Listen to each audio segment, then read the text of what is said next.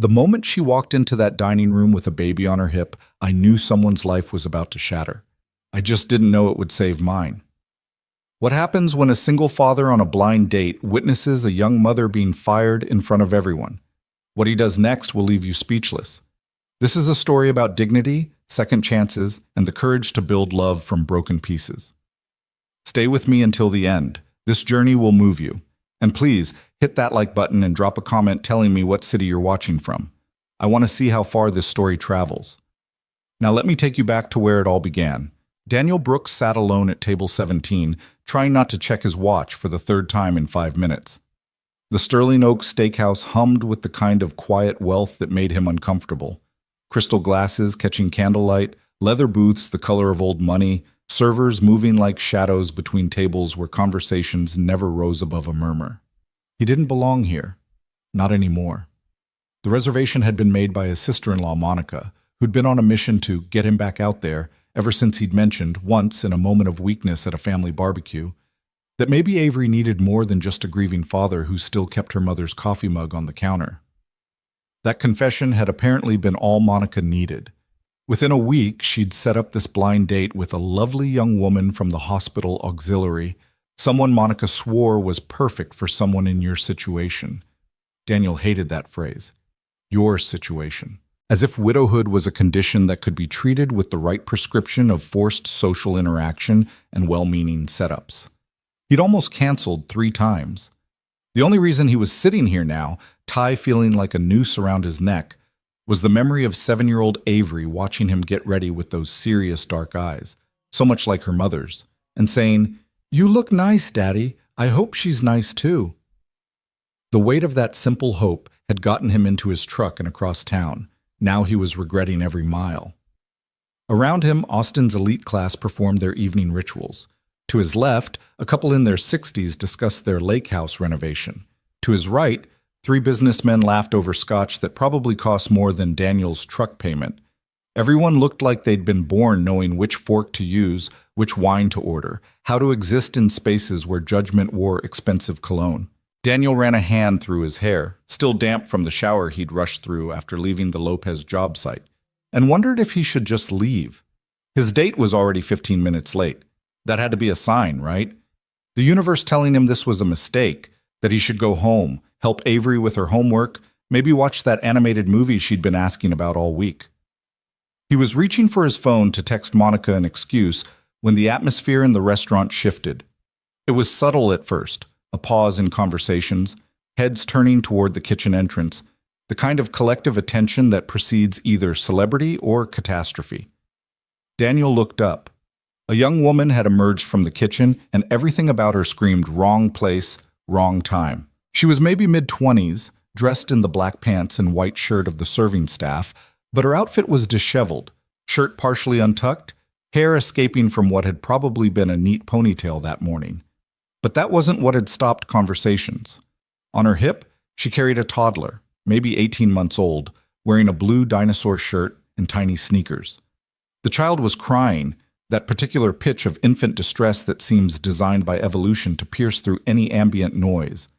The woman's face was flushed, her eyes red-rimmed. Even from across the dining room, Daniel could see her hands shaking. Following close behind her was a man in his 50s wearing a suit that probably cost more than Daniel's entire wardrobe. The restaurant manager, Daniel guessed from the way he carried himself. That particular blend of authority and carefully maintained composure. But that composure was cracking. "Lena, this is completely unacceptable." The manager's voice carried across the suddenly quiet dining room. He was trying to keep his tone professional, but fury bled through every syllable. "We've discussed this multiple times." "Mr. Patterson, I'm so sorry." The young woman, Lena, shifted the crying child, trying to soothe him while keeping her voice steady. "My babysitter canceled at the last minute. Her daughter has the flu and I couldn't find anyone else, and I thought if I kept him quiet in the break room, maybe—" "You thought you could bring an infant to one of Austin's premier dining establishments?" Patterson's face was reddening. "During our busiest service?" Every eye in the restaurant was locked on them now. Daniel saw a woman at a nearby table whisper something to her companion. A man in a $1,000 suit shook his head with visible disgust. Lena's arms tightened around her child. I know it's not ideal, but I didn't have a choice. I can't afford to miss a shift, and I thought, what you thought, Patterson interrupted, his voice rising despite his obvious efforts to control it, is that your personal problems are more important than the experience of our guests. Look around, Lena. Do you see any other employees treating this establishment like a daycare? The baby's crying intensified as if he could sense his mother's distress. Lena bounced him gently, tears now openly streaming down her face. Please, Mr. Patterson. Please, I'll work a double tomorrow. I'll take the worst shifts. I'll do anything. I need this job. What you need, Patterson said, his voice now cold enough to frost glass, is to learn professional boundaries. This is a place of business, not a charity. I'm sorry about your circumstances, but I can't run a restaurant this way. The silence in the room was absolute. Even the kitchen noise seemed to have stopped. Daniel's hands clenched around his napkin. He knew what was coming. Everyone in the room knew. You're fired, Lena. Effective immediately. The words hit like a physical blow. Lena actually swayed, and for a moment Daniel thought she might collapse. The baby, sensing something terrible in his mother's stillness, wailed louder. No. The word came out as a whisper. No, please, I have rent due. Mr. Patterson, please, I'll never... Security will escort you to collect your things. Patterson was already turning away, his duty discharged, the unpleasantness dealt with. I'm sorry it came to this. But he didn't sound sorry. He sounded relieved. And that's when something in Daniel Brooks broke open. He'd been watching this scene unfold with growing horror, his own discomfort at being in this restaurant transforming into something hotter, sharper. He'd seen the looks on the faces around him, the disgust, the judgment, the way people shifted in their seats as if poverty might be contagious. He'd seen the way they looked at this young woman like she was a problem to be removed, not a person in crisis. And suddenly he was back in a different hospital 3 years ago, being told that his wife hadn't survived the accident. He was back in his kitchen at 2 a.m, trying to figure out how to tell a 4-year-old that mommy wasn't coming home. He was back in every moment when the world had felt impossible, when he'd been drowning and no one had thrown him a rope because they were too busy maintaining the polite fiction that struggle was a personal failing. Something ancient and fierce rose in his chest, something that had been buried since Sarah died, smothered under responsibility and grief and the sheer exhausting weight of surviving. Daniel stood. The movement drew attention, head swiveling toward him like sunflowers tracking light. The businessman at the table beside him paused mid-sentence. The couple discussing their lake house went silent. Patterson had almost reached the kitchen door. Lena stood frozen in the middle of the dining room, clutching her crying child, looking like she'd been caught in a spotlight she'd never asked for. Daniel's chair scraped against the hardwood floor, a harsh sound in the crystalline silence. "Excuse me," he called out, his voice carrying across the room with the same authority he used on construction sites when heavy equipment was moving and lives depended on clear communication. "I think you're firing my date." Every head in the restaurant swiveled toward him. Patterson froze mid-step. And Lena, this young woman he'd never met, whose name he'd just learned in the worst possible context, turned to look at him with an expression of pure confusion. Daniel started walking. Each step felt significant, like he was crossing more than just a dining room floor. The businessmen watched him pass. The elderly couple stared openly. He heard whispers starting up in his wake, saw phones being subtly shifted into recording position. He didn't care. Patterson had turned back, his professional mask slipping to show irritation beneath. "I'm sorry, sir, but this doesn't concern..." "Her name is Lena Ortiz, right?" Daniel kept walking, his eyes fixed on the young woman who was staring at him like he'd materialized out of thin air. "I'm Daniel Brooks. We had a reservation for 7:30. He could see Lena's mind working, confusion giving way to something else. A desperate, wild hope that she was trying to suppress because hope, Daniel knew, could hurt worse than disappointment when you'd been knocked down often enough. She started, then stopped, looking between Daniel and Patterson. The manager had recovered his composure, his expression now tight with professional skepticism. "Mr. Brooks, I appreciate your gesture, but Lena is an employee here, not a guest. This is a personnel matter. Was an employee, Daniel corrected, finally reaching Lena's side. Up close, he could see she was even younger than he'd thought, probably not yet 25. Her name tag was slightly crooked. There was a stain on her collar that looked like baby food. The child in her arms had stopped crying, distracted by this new presence, regarding Daniel with that solemn curiosity toddlers have. You fired her, which means she's free to leave with me. Sir, I really don't think... How much does she owe for the disruption? Daniel pulled out his wallet. To the restaurant. For the, what did you call it? The experience of your guests? Patterson's face went from red to purple. This isn't about money. Really? Because it seems like it's about exactly that. Daniel pulled out his credit card. How much for the meals that were disrupted? 100? 200? I'll cover whatever you think is fair compensation for the 30 seconds of crying that apparently destroyed everyone's evening. Around them, phones were definitely out now, recording openly. Daniel heard someone mutter, "Oh, this is getting good." A woman at a corner table had her hand pressed to her mouth, eyes wide. Lena was trembling beside him. The baby had grabbed a fistful of her shirt, watching the scene with big, uncertain eyes. "Mr. Brooks," Patterson said through gritted teeth, "I'm going to have to ask you to..." "To what? Leave?" "I was planning on it." Daniel handed his card to a wide-eyed server who'd materialized nearby. "Charge whatever's appropriate. My date and I are going somewhere that doesn't treat single mothers like criminals for having the audacity to be human." He turned to Lena, offering his hand. "If you want to leave, that is. No pressure, but I'm thinking the diner on 6th Street doesn't have a dress code, probably doesn't mind a little crying, and makes a pretty decent burger." For a moment, Lena just stared at him. Her eyes, dark brown, exhausted, full of 1,000 questions, searched his face like she was trying to find the trick, the catch, the inevitable moment when this gesture would transform into something else. Daniel knew that look. He'd worn it himself often enough in the year after Sarah died, when people offered help that came with invisible price tags. "I don't understand," she whispered. "Why would you... We don't even know each other." "No," Daniel agreed, "but I've been where you are. Not exactly, but close enough. And someone helped me when I needed it. Maybe it's time I paid that forward." The baby made a small sound, reaching toward Daniel with one chubby hand. Without thinking, Daniel let the child grab his finger. The grip was surprisingly strong. "Hey there, buddy," he said softly. "Tough night, huh?" And something in Lena's face cracked. That careful wall she'd been holding against the world, the armor you build when you're tired of apologizing for existing. "Okay," she breathed. "Okay, yes. Please, let's go." Daniel turned back to Patterson, who looked like he was trying to decide whether to call security or just let this circus leave his restaurant. "We'll be going now. Thanks for the hospitality." The sarcasm wasn't subtle.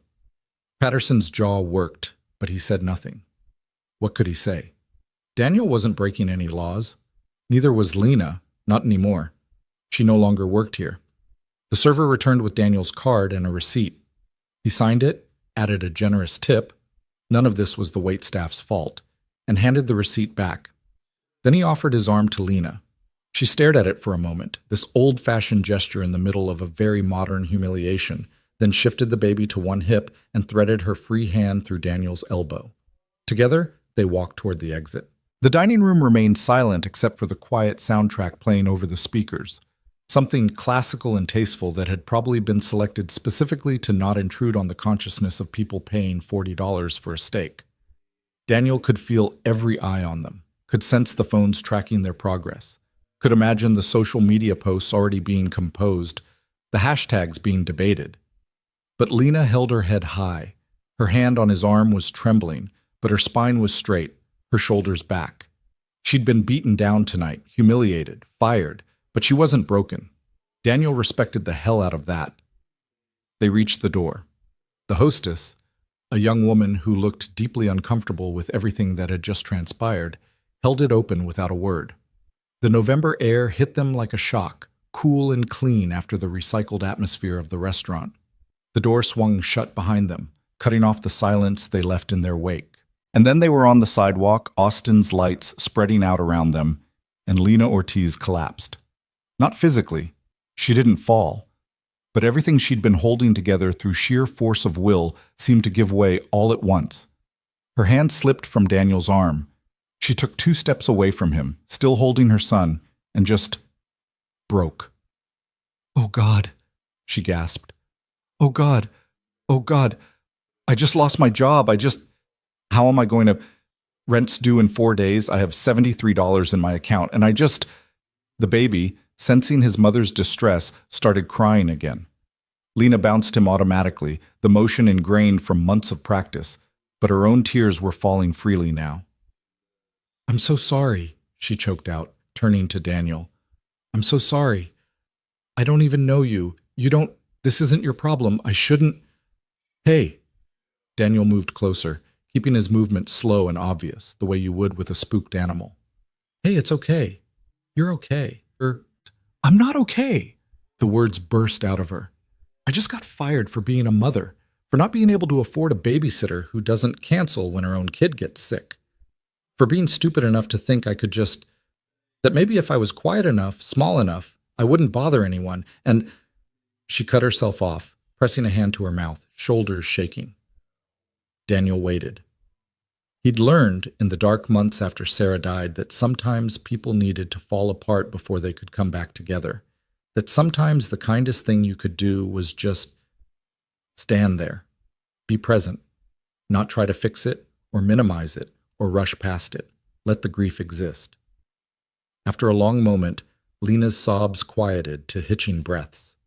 The baby had calmed too, resting his head on his mother's shoulder with the fluid acceptance of very young children who trust their caregivers even when those caregivers are visibly struggling. "I'm sorry," Lena said again, wiping her eyes with the back of her hand. "God, you must think I'm a complete disaster." "I think," Daniel said carefully, "that you're a mother who's been dealt a rough hand and is doing everything you can to keep your kids safe and fed. I think you're probably exhausted and scared and doing the best you can with what you've got." Lena looked at him, really looked at him for the first time. Her eyes were red and swollen, mascara smudged beneath them, but there was something sharp and assessing in her gaze now. "Why did you do that?" she asked quietly. "In there. Why would you claim I was your date when you could have just, I don't know, stayed out of it? Let me get fired quietly?" Daniel shrugged. "Didn't seem right. The way they were looking at you, like you'd committed some crime by being human and having responsibilities. But She glanced back at the restaurant, then at him. "Monica set you up, didn't she? Her sister-in-law? I was supposed to meet you. I got the call about the babysitter, and I panicked, and I forgot, and oh God, Monica's going to kill me." Something clicked in Daniel's mind. "Wait, you're the lovely woman from the hospital auxiliary? I volunteer at Dell Children's twice a month." Lena shifted the baby higher on her hip. "Monica coordinates the schedule. She mentioned a few weeks ago that she had a brother-in-law who was..." She stopped, bit her lip. "I'm sorry, that's probably not..." "A widower raising a kid alone?" Daniel finished. "Yeah, that's me. Daniel Brooks, contractor, father to one very opinionated 7-year-old girl who thinks I need to get out more." Despite everything, Lena's mouth twitched in something that might have been a smile if the night hadn't already crushed it. Lena Ortiz, former waitress, mother to one very cranky toddler who has terrible timing. This is Leo. Thought the baby had stuck his fingers in his mouth and was regarding Daniel with that same solemn curiosity. "Hey, Leo," Daniel said. Then to Lena, "Look, I know this whole night has been a disaster, but I meant what I said in there. There's a diner on 6th that makes great burgers, doesn't care if babies cry, and stays open late. And I don't know about you, but I'm starving. Monica made this reservation for 7:30, and I skipped lunch because the Lopez job ran late." Lena stared at him like he'd suggested they fly to the moon. "You want to actually have dinner? After all this?" "Why not? I got dressed up, drove across town, and we were supposed to meet anyway." Daniel checked his watch. "It's not even 8 yet, and unless you've got somewhere else to be..." The question hung in the air between them. Daniel watched emotions flicker across Lena's face, disbelief, suspicion, desperate hope, and finally, a kind of reckless surrender. "I have nowhere else to be," she admitted quietly. "No job to get back to. No babysitter to relieve. Just a studio apartment where the heat's been out for 3 days and my landlord won't return my calls." "Then let's get you fed," Daniel said. "Both of you, and maybe we can figure out what comes next." Lena looked down at Leo, who had apparently decided Daniel was acceptable and was now reaching for him again with both hands, making that particular sound toddlers make when they want to be held, somewhere between a demand and a question. "He likes you," Lena said, surprise clear in her voice. "Kids usually do. I think I smell like construction sites and patience. Works on 7-year-olds and apparently 18-month-olds too." Daniel held out his hands in an offering. "You want me to take him while we walk? You look exhausted." And there it was again, that moment of assessment, of weighing trust against desperation. Daniel knew what Lena was seeing. A stranger in a rumpled dress shirt and loosened tie, 2 worn boots poking out from beneath dress pants, a man who'd inserted himself into her disaster and was now offering to carry the most precious thing in her world. Every instinct probably told her no, that this was too much, too fast, too strange. But exhaustion, Daniel had learned, has its own arithmetic. Sometimes you're just too tired to fight anymore. "Okay," Lena whispered and carefully transferred Leo into Daniel's arms. The toddler settled against Daniel's chest like he'd been designed to fit there, his small head tucking under Daniel's chin. The weight was familiar. Avery had been this size not so long ago, though the years had passed faster than Daniel had ever imagined possible. "He's usually shy with strangers," Lena said, wonder touching her voice. "He doesn't usually just go to people." "Maybe he knows we're on the same team," Daniel suggested. "The sleep-deprived single parents trying to figure out club." Lena's laugh was short and sharp but genuine. "Is that a club that meets?" "Only in diners at weird hours and pediatrician waiting rooms," Daniel said. "Come on, I'm parked just down the street." They walked in silence for half a block, Lena keeping pace beside him while Leo's breathing gradually evened out against Daniel's shoulder. "I can't believe this is happening," Lena finally said. "Any of it. This whole night feels like, I don't even know, like someone else's life." "Yeah," Daniel agreed. "I've had a few of those, nights where everything you thought you knew just tips sideways." "When your wife died?" The question was direct, unflinching. Daniel appreciated that, the refusal to dance around the edges of grief like most people did, treating his widowerhood like a social landmine to be carefully avoided. "Yeah, and after. There were a lot of nights where I'd look around and think, how did I get here? This wasn't the plan." He paused at his truck, a 10-year-old F-150 that had seen better days but ran like a dream. "But you figure it out, one day at a time, sometimes 1 hour at a time." Lena looked at the truck, then at him. "You're really serious about this, about dinner." "I don't generally offer to buy people burgers as a joke," Daniel said. "Plus, look." He nodded to Leo, who had fully conked out, drooling slightly on Daniel's shoulder. "I think Leo's already voted yes." That pulled another small smile from her, though her eyes remained wary. "I don't have a car seat with me. I took the bus to work because my car died last week and I can't afford to fix it until I got paid, which is now not happening." Daniel considered this. "The diner's only about 10 minutes from here. We can take it slow, keep him secure in your arms in the back seat, or there's a bus line that runs down 6th if you'd feel safer that way." "You'd really take the bus with me? In your—" She gestured at his outfit. "You're wearing a tie." "It's a clip-on," Daniel admitted. "I can't actually tie a real one. Haven't been able to since I was 12 and my dad tried to teach me for my uncle's wedding. Some skills just don't stick." He carefully unclipped the offending item and stuffed it in his pocket. "Better?" Lena was quiet for a long moment, studying him in the streetlight. Daniel let her look, understanding that she was making calculations that had nothing to do with convenience and everything to do with safety, with trust, with the 1,000 small risk assessments single mothers had to make every single day. "Okay," she said finally. "We'll go in your truck, slow, and if Leo wakes up and freaks out, we pull over." "Deal." Daniel unlocked the vehicle, noting Lena's eyes tracking every movement as he carefully secured Leo in her arms in the back seat, then helped her with the seatbelt. He left both back doors slightly open until she nodded that she was ready, gave her control over when they were sealed in. Small things. But small things mattered when you were trying to feel safe in an unsafe world. He climbed into the driver's seat, adjusted the mirrors so Lena could see him and he could see her, and started the engine. The radio came on softly, some country station Avery liked. He turned it down lower. "Ready?" he asked. In the mirror, Lena's eyes met his. "Ready."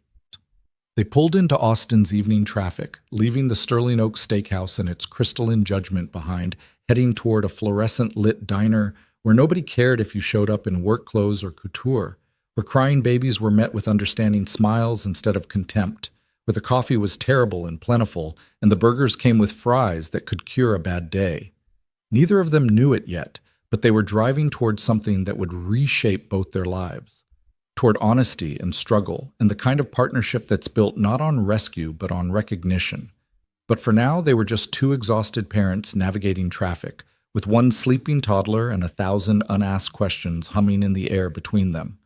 The night was far from over, and the real conversation was about to begin. The Starlight Diner sat on the corner of 6th and Lamar, like it had been there since Austin was still a small town instead of a sprawling tech hub, all chrome trim and neon signs promising breakfast served all day. Through the wide windows, Daniel could see scattered customers.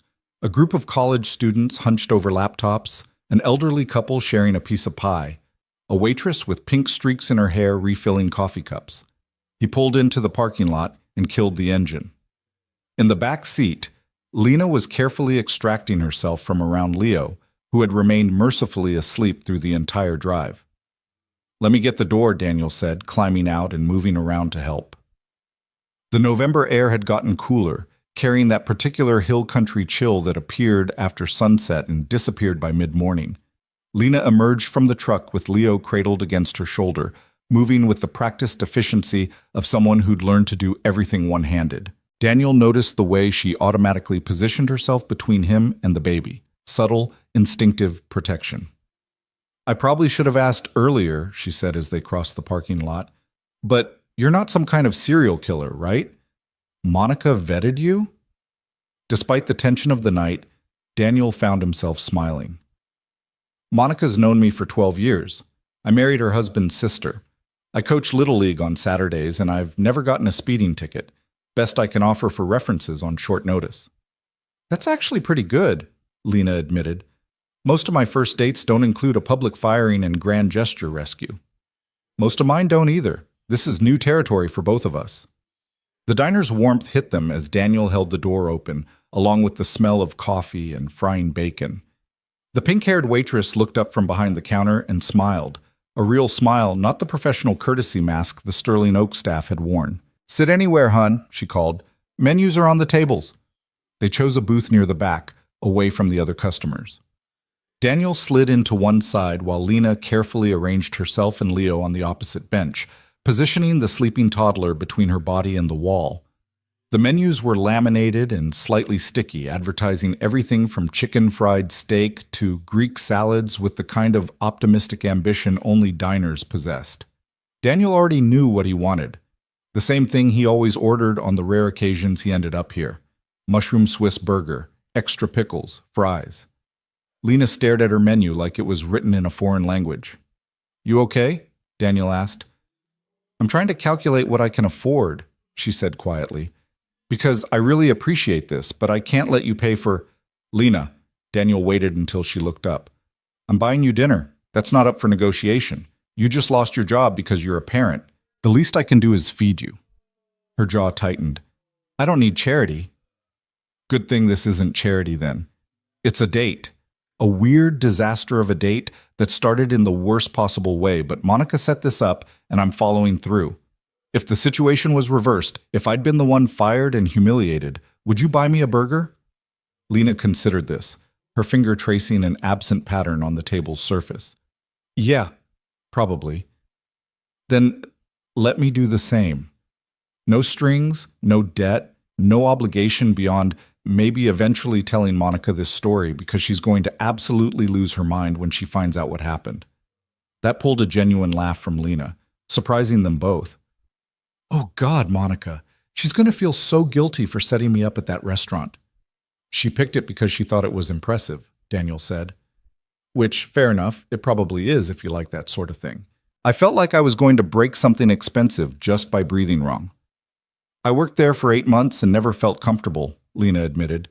The other servers were nice enough, but the customers, they'd snap their fingers to get your attention. Snap, like you were a dog. She shook her head. The tips were good, though. Better than anywhere else I could get hired without a degree. I thought if I could just tough it out another year, save enough to finish school. She trailed off, staring at the sleeping form of her son. The waitress arrived then, order pad ready. "What can I get you folks?" Daniel ordered his usual. Lena hesitated, then asked for a grilled cheese and tomato soup, the cheapest entree on the menu. Daniel caught her eye. "And the chicken club sandwich," he added, "with the loaded fries for the lady." I said grilled cheese. "You need actual food," Daniel said firmly. "When's the last time you ate a real meal?" Lena opened her mouth to argue, then closed it. "Yesterday morning, I had toast." "Grilled cheese and the chicken club," Daniel confirmed to the waitress, who was trying very hard not to look like she was listening to a domestic dispute. "And bring some crackers if you have them, for when the little guy wakes up." "Sure thing, hun." The waitress collected the menus and disappeared. Lena was glaring at him, but there was no real heat in it. "You're very bossy for a first date." "I have a 7-year-old who thinks vegetables are a suggestion. Bossy is kind of required in the job description." Daniel leaned back against the booth's cracked vinyl. "So, teaching degree?" "Early childhood education. I'm 3 semesters away from finishing." Lena's hand drifted to Leo's back, that constant checking motion all parents did. "I was taking classes at ACC before Leo came along. Then I had to drop out for a year because newborns and coursework don't mix well.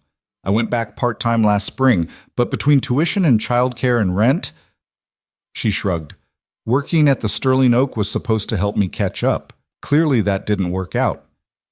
"What made you want to teach?" "My 3rd-grade teacher, Mrs. Chen.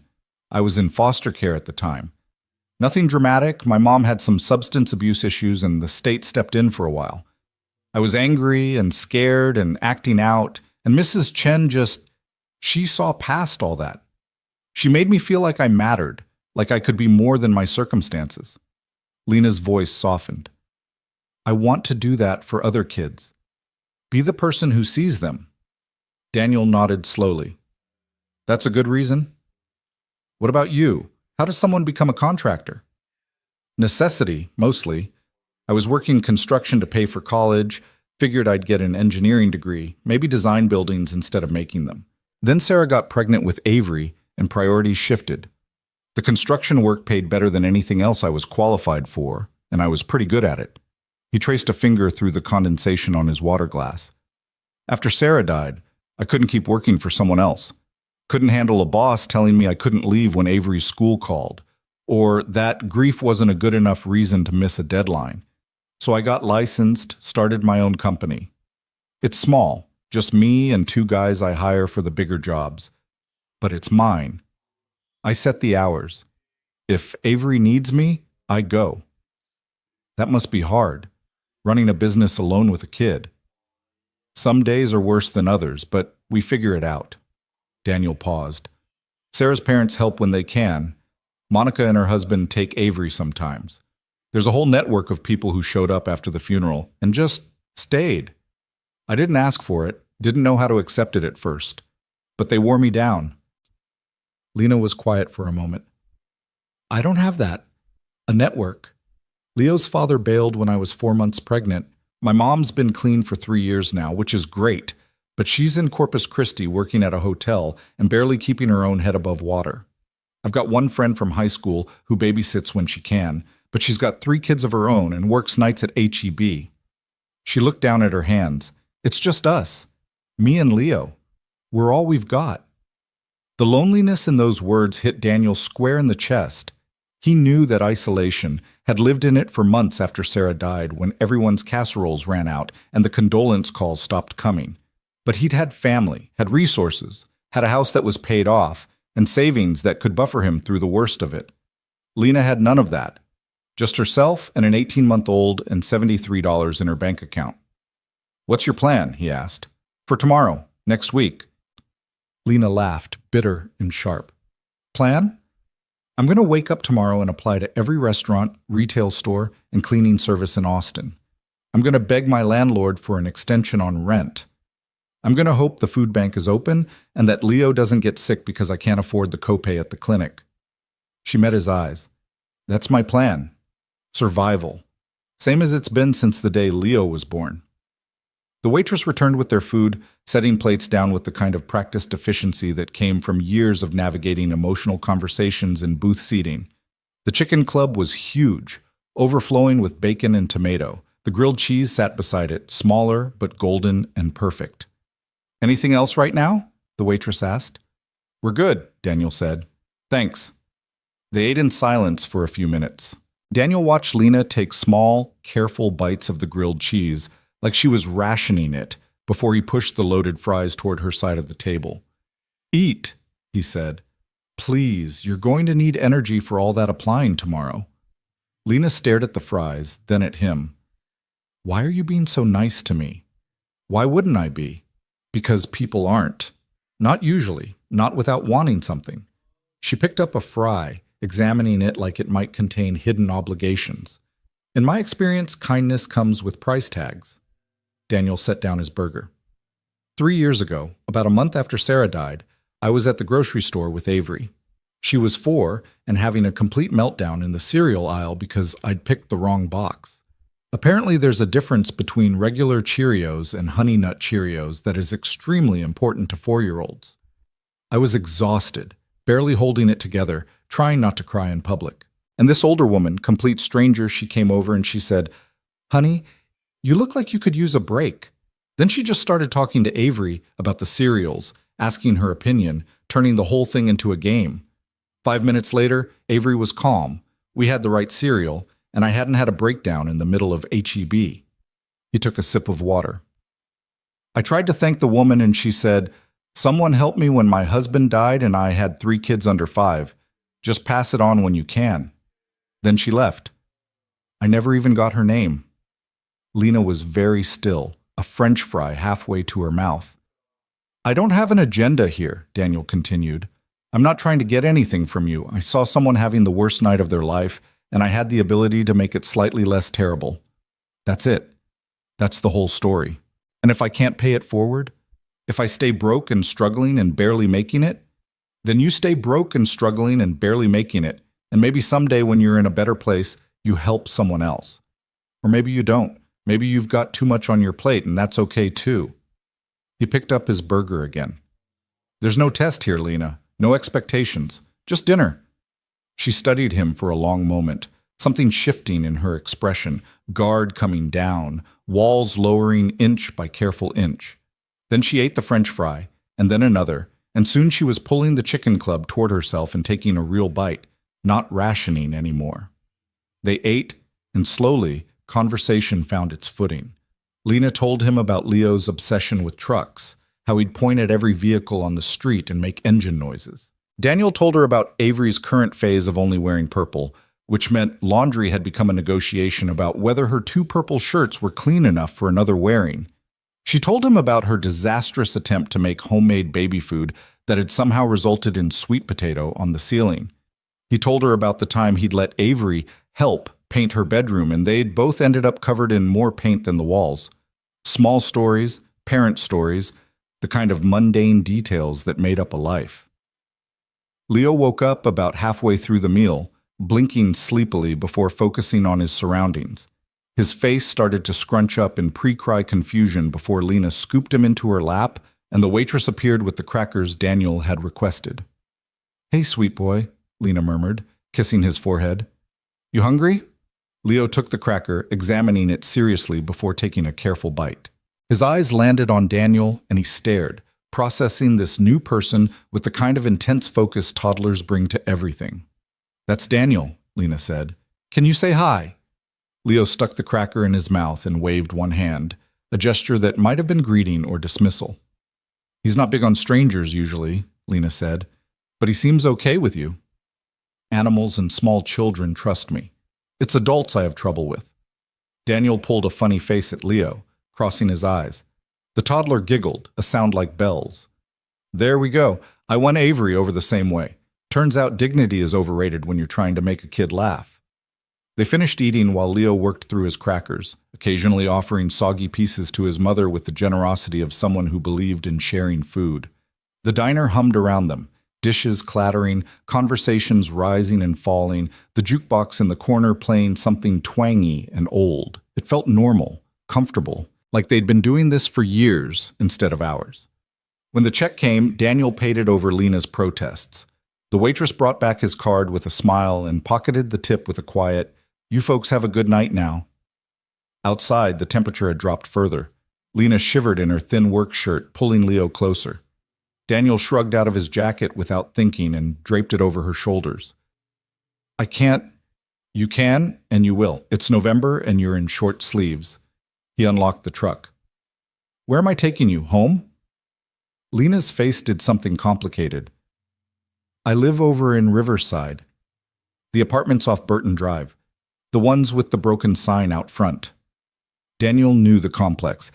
He'd done some repair work for the property management company a few years back before they'd decided his quotes were too expensive and hired someone cheaper. The buildings were run down, the kind of place where maintenance requests went unanswered and security deposits never got returned. "That's a rough area," he said carefully.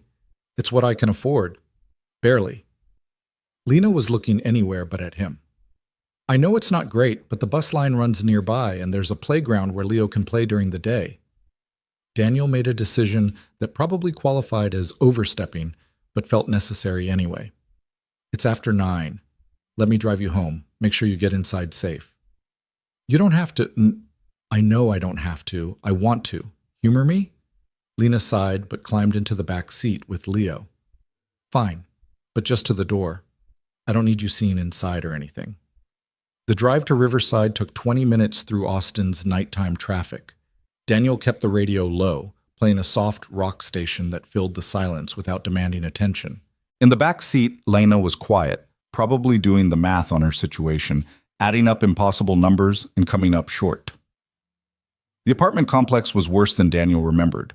Half the exterior lights were out, casting long shadows across cracked asphalt. A shopping cart sat abandoned near the dumpsters. Someone had spray-painted something on the building's side, though the words were too faded to read. "It's the second building," Lena said quietly. "Third floor. You can just drop us at the stairs." Daniel pulled up to the building, but didn't unlock the doors immediately. "Lena, can I ask you something?" She tensed. "What?" "When's your rent due?" 4 days. "Why? How much are you short?"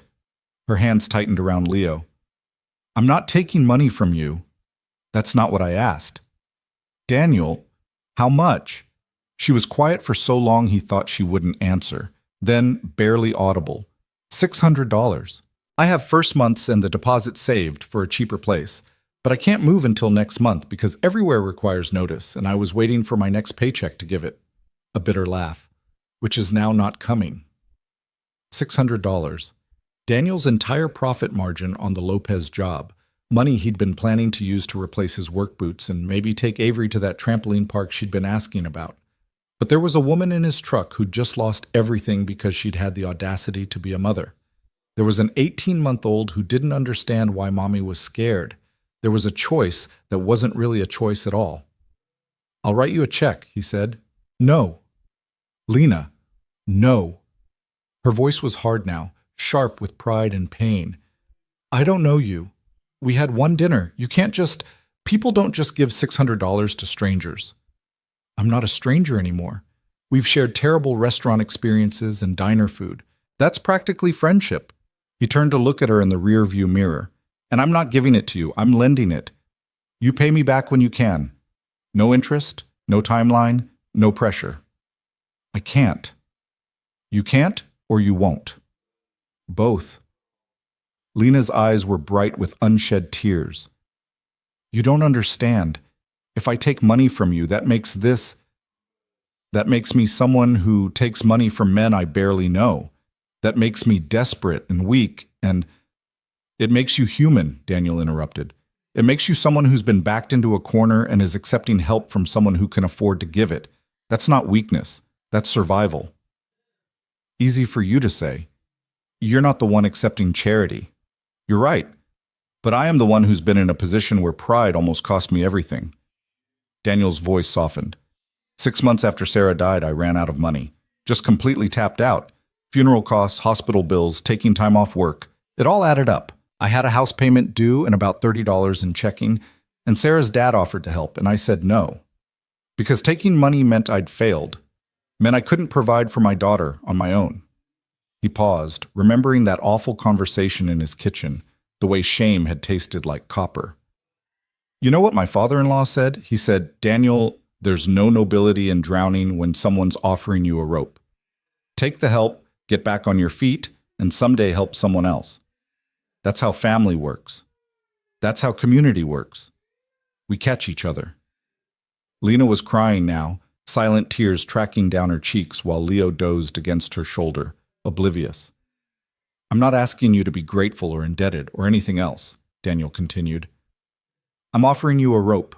That's all. A chance to keep your apartment, keep Leo safe, keep moving forward. You don't owe me anything except the money itself, whenever you can manage it. Could be next month, could be next year. I don't care. Why would you do this? Why would you risk $600 on someone you just met? Because 3 years ago, someone helped me when I needed it. Because I was where you are. Maybe not exactly, but close enough. Because I have a daughter who's warm and fed tonight, and you have a son who deserves the same security, and I can make that happen. He met her eyes in the mirror. And because if our situations were reversed, I think you'd do the same for me. Lena pressed a hand to her mouth, shoulders shaking with silent sobs. Leo stirred against her, making a small sound of concern, and she immediately pulled herself together, wiping her eyes and making soothing noises. Okay, she whispered finally. Okay, but I'm paying you back, every cent. I don't care how long it takes. Deal. Daniel pulled out his wallet, extracting a business card and a pen. He wrote his cell number on the back. This has my office number and my cell. I'll bring you a check tomorrow. Is early afternoon okay? Around 1? I'll be here. Applying to jobs. She took the card, staring at it like it might vanish. Daniel, I don't know how to thank you. Don't thank me. Just keep going, keep fighting for Leo, for yourself, for that teaching degree. That's all I want. She nodded, unable to speak. Daniel unlocked the doors, and Lena climbed out with Leo, Daniel's jacket still draped over her shoulders. She turned back, silhouetted against the building's failing lights. Monica was right, she said. You are a good man. Monica talks too much, Daniel replied, but he smiled. Go on, get inside. Text me that you made it okay. I don't have your number. It's on the card, save it. Lena looked at the card again, then at him, then nodded. She headed for the stairs, climbing carefully while balancing Leo. Daniel waited, watching until she reached the third-floor landing and disappeared into what he assumed was her apartment. A few minutes later, his phone buzzed. Unknown number, we're inside. Thank you. For everything. Daniel saved the contact, Lena Ortiz, and pulled out of the parking lot, heading back across town to the small house in Hyde Park, where Avery would be asleep in her purple-painted room, watched over by Monica, who'd probably fallen asleep on the couch, waiting for him to come home and report on the date. He had a lot to tell her. But as he drove through Austin's night, Daniel wasn't thinking about explanations or justifications. He was thinking about the look on Lena's face when she'd realized he was serious about helping, the way she'd held herself together through everything, the humiliation, the firing, the fear, until she'd finally let herself break in the safety of his truck. He was thinking about Leo's small hand waving at him, about crackers shared and stories told over diner food, about the strange alchemy that happens when two people who should be strangers recognize something essential in each other. He was thinking that maybe Monica had been right to set up this date after all, just not in the way anyone expected. Monica was indeed asleep on the couch when Daniel got home, but she woke the instant his key turned in the lock. She sat up, pushing her dark hair out of her face, blinking in the lamplight. Well, she said, before he'd even closed the door. How was it? Did you like her? Did she like you? Please tell me you didn't spend the whole night talking about construction materials. Daniel hung his keys on the hook by the door and kicked off his boots. I got her fired, took her to a diner, and loaned her $600 for rent, so I'd say it went differently than you planned. Monica's mouth fell open. You what? Over the next 20 minutes, Daniel told her everything while she sat on his couch making increasingly dramatic expressions of shock and sympathy. When he finished, she was crying. That poor girl, she whispered. I had no idea things were that bad for her. She always seemed so put together at the hospital, so capable. I never thought... She stopped, wiping her eyes. You did a good thing, Daniel. Sarah would be proud. The mention of his late wife sent the familiar ache through Daniel's chest, but it was gentler now than it had been. 3 years had dulled the sharpest edges of grief, left him with something he could carry instead of something that crushed him. I don't know about that, he said. I just did what felt right. That's exactly what Sarah would have done. Monica stood, gathering her purse and jacket. Tom's probably wondering where I am, but Daniel? Don't let this girl disappear. She needs people, and I think maybe you need people too. After she left, Daniel checked on Avery, who was sprawled across her bed in purple pajamas, her dark hair fanned across the pillow. She looked so much like Sarah in that moment that Daniel had to lean against the doorframe and just breathe through it. 7 years old, growing up so fast. Soon she'd be a teenager, then an adult, and these moments of her being small enough to tuck in would be gone forever. He pulled her blanket up, kissed her forehead, and went to his own room where sleep didn't come for a long time. The next afternoon, Daniel showed up at Lena's apartment complex at exactly 1 o'clock, check in hand. He'd spent the morning on the Lopez job finishing up the deck repairs, his mind only half on the work. The other half kept replaying last night. Lena's face when she'd been fired, the weight of Leo in his arms, the desperate pride in her voice when she'd tried to refuse help. The third-floor landing smelled like cooking grease and cigarette smoke. Daniel found apartment 317 and knocked. Lena opened the door still wearing his jacket over a different shirt than last night. Her eyes were red-rimmed like she'd been crying, but she'd clearly made an effort. Her hair was pulled back neatly, and she'd put on makeup that didn't quite hide the exhaustion underneath. Hi, she said, stepping back to let him in. Come in, but fair warning, it's not much. The apartment was a studio, maybe 400 square feet total. A kitchenette occupied one corner, a bathroom door stood ajar in another, and the rest of the space was divided between a sagging double bed and a small area where Leo's playpen sat surrounded by scattered toys.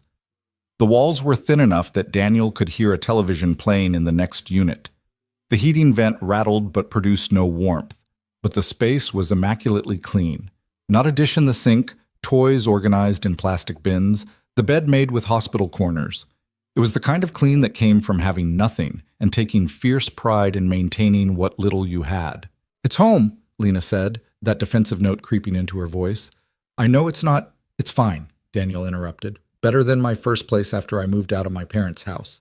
I had roommates who thought dishes were optional and hygiene was a suggestion. That pulled a small smile from her. Leo was in the playpen, pushing a toy truck back and forth and making engine noises. When he saw Daniel, he stood up, bouncing excitedly. Truck, he announced, holding up the toy. That's a good truck, Daniel agreed, moving closer. Does it go fast? Leo nodded seriously and demonstrated by pushing the truck across the playpen floor with enough force to crash it into the opposite side. Then he laughed, delighted by the destruction. He's been doing that all morning, Lena said. Everything is a truck. The remote is a truck. His banana at breakfast was a truck. I'm raising a very specific kind of weirdo. Avery went through a phase where everything was a princess. I had to call her Princess Avery for 3 months or she'd refuse to respond. Daniel pulled out the check he'd written that morning. Here, this should cover rent and leave you a little extra for groceries. Lena took it like it might bite her, staring at the amount. It's for $700. You need to eat, so does Leo. Daniel, Lena. He kept his voice gentle but firm. Let me do this. Please. She folded the check carefully and tucked it into her pocket, then took off his jacket and handed it back. I should return this. Thank you for letting me borrow it.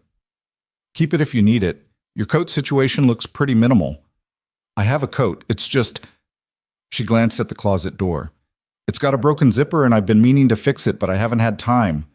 Of course she had a broken coat.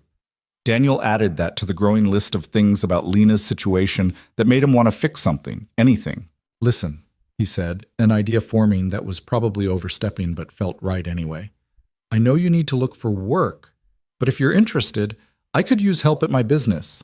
Administrative stuff mostly, scheduling jobs, ordering materials, handling invoices.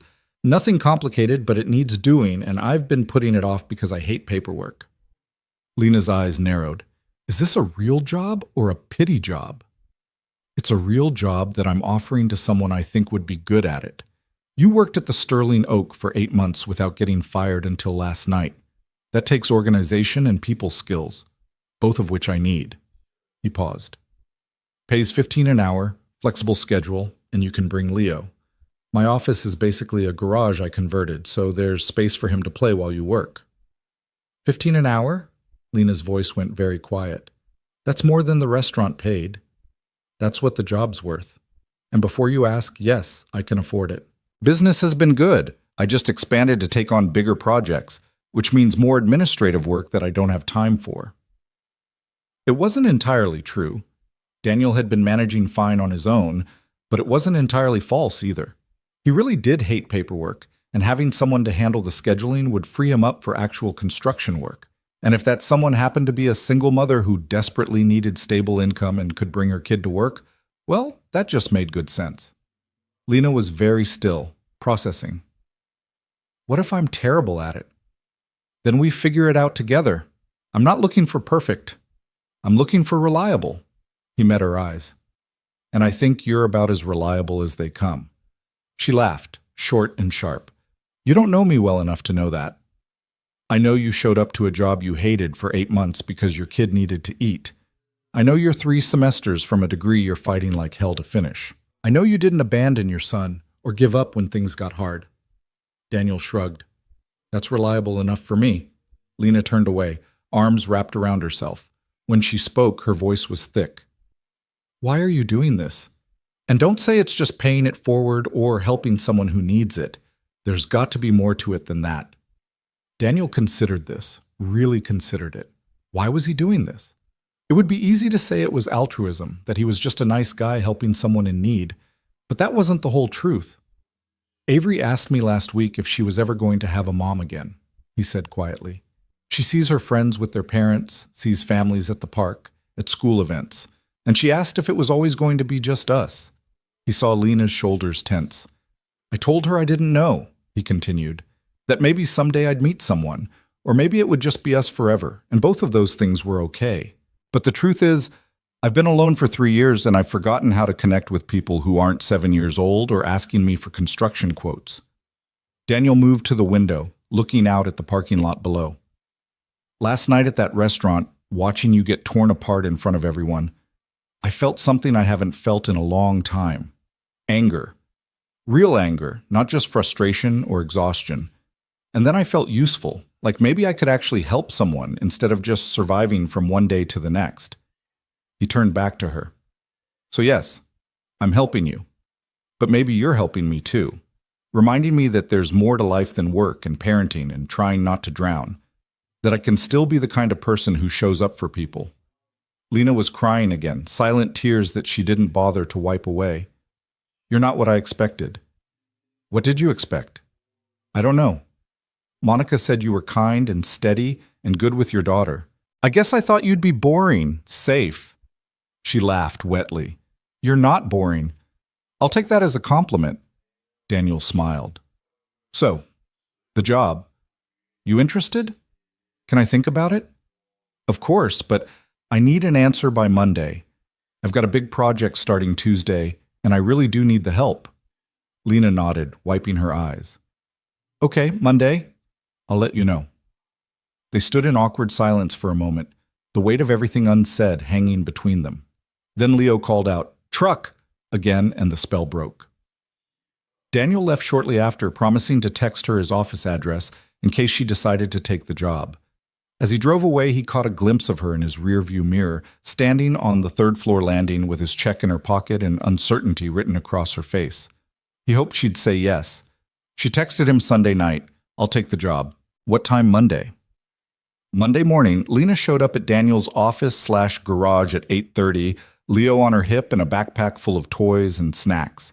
She was wearing jeans and a sweater, her hair pulled back in a ponytail, looking nervous and determined in equal measure. "You're early," Daniel said, opening the side door to let them in. "I'm always early. Being late makes me anxious."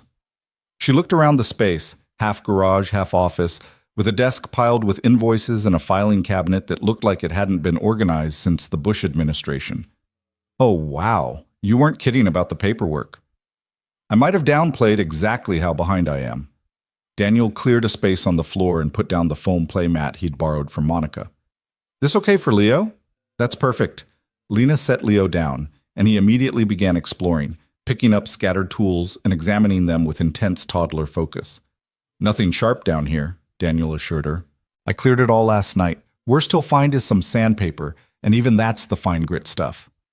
They spent the morning going through Daniel's disaster of a filing system, while Leo played contentedly on the mat, occasionally bringing them tools to admire. Lena had a natural organizational mind, quickly sorting invoices by date and creating a system that actually made sense. "How have you been running a business like this?" she asked, staring at a pile of receipts that dated back 6 months. "Poorly, very poorly." Daniel handed her another stack. "I'm good at building things. Administrative work makes me want to fake my own death and move to Canada." "That's dramatic." "You haven't seen my tax situation yet.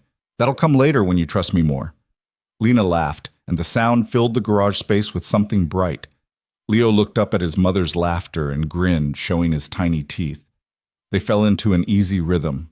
Lena worked through the paperwork while Daniel explained his current projects and upcoming jobs. She asked smart questions about scheduling and materials, making notes in a spiral notebook she'd brought. When Leo got fussy, she'd take a break to feed him a snack or read him a book, and Daniel would use those moments to actually respond to emails he'd been ignoring. It worked. Surprisingly, impossibly, it worked. By lunch, Lena had organized 3 months of invoices and created a digital filing system on Daniel's computer. Leo had taken a nap on the playmat, and Daniel had finished all his quotes for the week. "You're really good at this," Daniel said, watching her input data with efficient keystrokes. "I like organizing things. It makes sense. Unlike people." She glanced at him. "No offense." "None taken. People are complicated." They ordered sandwiches from the deli down the street and ate while Leo toddled around the garage, still obsessed with anything that rolled. Daniel found himself telling her about the Ramirez job that had gone sideways when they discovered asbestos in the walls, and Lena told him about a particularly awful shift at the Sterling Oak, when a customer had sent back his steak 4 times before admitting he'd wanted chicken all along. It felt normal, like they'd been working together for months instead of hours. The week passed in similar fashion. Lena showed up every morning at 8:30, Leo in tow, and transformed Daniel's administrative chaos into something resembling a functional system. She scheduled his jobs, organized his materials orders, and even started handling some of the customer calls because she had a way of talking to people that made them feel heard. Daniel found himself looking forward to mornings, to the sound of Lena's car pulling up. She'd managed to get her vehicle fixed with part of her first paycheck, and Leo's excited greeting when they came through the door. Avery met them on Thursday when she had a half day at school. Daniel had been worried about how his daughter would react to suddenly having people in their space, but Avery took one look at Leo and declared him adorable, and spent the afternoon teaching him how to stack blocks while Lena worked. "She's pretty," Avery told Daniel later when Lena had taken Leo to the bathroom. "Is she your girlfriend?" "She's my employee," Daniel corrected, "and my friend." "Can friends become girlfriends?" "Sometimes, but that's not what this is." Avery gave him a look that was far too knowing for 7. "If you say so, Daddy." But it wasn't like that. Daniel was careful to keep things professional, to maintain boundaries. Lena was vulnerable, rebuilding her life, and the last thing she needed was her boss making things complicated.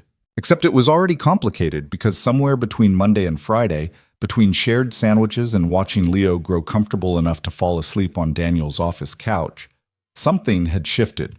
He looked forward to her opinions on his projects. She started texting him funny things Leo did on weekends. They developed inside jokes and a shorthand that came from spending 8 hours a day in close proximity. It felt like the beginning of something, but Daniel couldn't name what.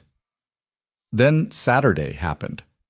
Daniel had taken Avery to the park near Zilker, the one with the good playground and the trail around the lake. They'd been there about an hour when he spotted Lena and Leo near the swings. "That's Daniel!" Avery shouted, running toward them before he could stop her. Lena turned, surprised, then smiled. "Hey, fancy meeting you here." "Small city," Daniel said, catching up to his daughter. "Or maybe just small worlds for people with kids." They ended up spending the afternoon together, Avery and Leo becoming instant friends despite the age gap. Avery pushed Leo on the baby swing while Lena and Daniel sat on a nearby bench watching their kids play. "This is nice," Lena said quietly. "Normal. I haven't felt normal in a long time." "Yeah," Daniel agreed. "Me neither." They sat in comfortable silence, the kind that only happens when two people have stopped trying to impress each other and started just existing together. "Can I ask you something?" Lena said after a while. "Sure." "Do you ever feel guilty about being happy again?" The question hit deeper than Daniel expected. He thought about Sarah, about the way her absence had defined his life for so long, about the months when happiness felt like a betrayal. "Every day," he admitted. "For the first year, any time I laughed or enjoyed something, I'd feel like I was forgetting her, like being happy meant she didn't matter anymore." "Well, how did you get past it?" "I'm not sure I did. I just started letting the happy moments exist without interrogating them to death. Sarah loved life. She loved joy. I don't think she'd want me to spend the rest of my existence being miserable." He paused. "What about you, Leo's father? Do you feel guilty about moving on?" Lena's laugh was bitter. "Marcus didn't die. He just decided being a father was too hard and walked away. So no, I don't feel guilty. I feel angry, but that's a different thing. Anger's valid. So is guilt, I guess." She watched Leo giggle as Avery made faces at him. "I just don't want to feel broken forever, you know? I want to be whole again, or maybe whole for the first time. I'm not sure I ever was before." Daniel understood that more than he could articulate, the feeling of being fractured, of wondering if the pieces would ever fit back together right. They stayed until the sun started setting, the kids reluctant to leave. Walking back to their cars, Avery held Lena's hand on one side and Daniel's on the other, chattering about something that had happened at school. Leo dozed in Lena's arms, worn out from playing. It felt like a family. The thought terrified Daniel. That night, after Avery was asleep, he sat on his back porch and called Monica. "I think I'm in trouble," he said when she answered. "What kind of trouble?" "The Lena kind." Monica was quiet for a moment. "You have feelings for her." "I don't know. Maybe. Probably." Daniel ran a hand through his hair. "We spent the afternoon at the park, and it felt so natural, like we'd been doing it forever. And I keep thinking about her when I should be working, and I look forward to Monday mornings, Monica." "Who looks forward to Mondays?" "People who are falling for their employees, apparently." Monica's voice was gentle. "What are you going to do about it?" "Nothing. She's rebuilding her life. She needs stability, not her boss developing feelings. Has it occurred to you that maybe she has feelings too?" "That's not... We're friends. She works for me. It would be completely inappropriate." "Daniel," Monica cut him off. "Sarah's been gone for 3 years. You're allowed to move on. You're allowed to be happy. And Lena is a wonderful person who clearly cares about you." "You don't know that." "I've seen the way she looks at you when you're not watching. Trust me, I know." After they hung up, Daniel sat in the darkness thinking about Lena's smile, about the way Leo had fallen asleep in his arms that first night, about the feeling of Avery holding Lena's hand like it was the most natural thing in the world. Maybe Monica was right, or maybe Daniel was just lonely and mistaking gratitude for something more. He didn't know. But he was about to find out, because Sunday evening Sarah's parents called and everything fell apart. Robert and Catherine Mitchell had always been kind to Daniel, even after their daughter died. They'd helped with Avery, brought groceries when he couldn't manage the store, sat with him through the worst of the grief. They were good people who'd lost their only child and were trying to maintain connection to the granddaughter who was all they had left of Sarah, which made the conversation that Sunday evening so much worse.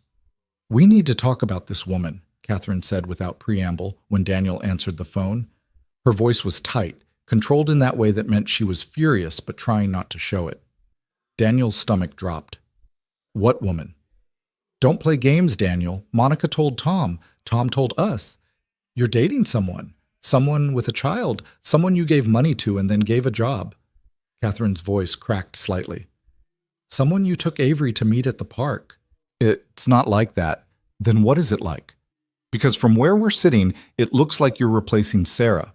Replacing our daughter with some struggling single mother who probably sees you as a meal ticket. The words hit like a physical blow. Daniel gripped the phone tighter, trying to keep his voice level. Catherine, I understand you're upset, but that's not fair. Lena isn't... Lena, Catherine said the name like it tasted bad. You're on a first-name basis. How long has this been going on? There's nothing going on. She works for me. She needed help, and I was in a position to help her. That's it. Is it? Robert's voice came on the line now, deeper and harder than Catherine's. Because we drove by your office yesterday. Saw her car there. Saw her carrying a child inside. This is where you work, Daniel, where you're supposed to be focused on providing for Avery, not playing savior to some stranger. Daniel felt anger rising hot in his chest. She's not a stranger, and she's excellent at her job. My business has never been better organized. I'm sure it hasn't. Catherine was back, her words dripping with implication. Young, pretty, grateful, very convenient. Stop. Daniel's voice came out harder than intended. Just stop. You don't know what you're talking about. We know you're introducing Avery to this woman, our granddaughter, Sarah's daughter. Catherine was crying now. How could you, Daniel? It's only been 3 years. 3 years and you're already moving on like Sarah never mattered. That's not what's happening. Then what is happening? Robert demanded. Explain it to us. Make it make sense why you're suddenly spending your weekends at parks with another woman and her child while our daughter is barely cold in the ground. The cruelty of it, the deliberate cruelty, took Daniel's breath away. She's been gone 3 years, Robert. She's not in the ground anymore. She's in a columbarium that I visit every month with flowers that Avery picks out. Don't you dare suggest I've forgotten her. But you have moved on, haven't you? It wasn't a question. And that was the thing that made Daniel pause, made the anger drain out and leave something heavier behind. Because maybe they were right. Maybe he had moved on. Maybe the feelings he was developing for Lena, the way his world had gotten brighter in the past 2 weeks, the way Avery had started smiling more, maybe all of that meant he was leaving Sarah behind. I'm trying to live, Daniel said quietly. That's all. I'm trying to be something other than a grieving widower for my daughter's sake, for my own sake. And this Lena is part of that? Catherine asked. I don't know. Maybe. She's a good person who needed help. That's what Sarah would have done. Helped someone who needed it.